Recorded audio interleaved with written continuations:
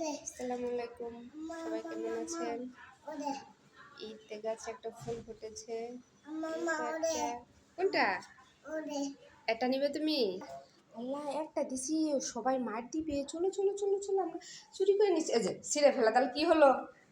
হ্যাঁ, এটা কি হলো? এই যে ওরা আসতেছে, চলো চলো চলো, উঠো উঠো উঠো উঠো, দাঁড়াও, যাও দাও যাও, মার দিবে সবাই, বুঝছো? উঠো, দাঁড়াও।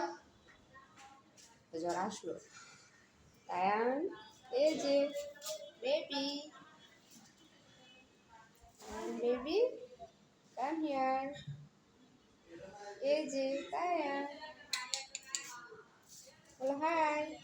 এই যে হাই বেবি, তায়ান।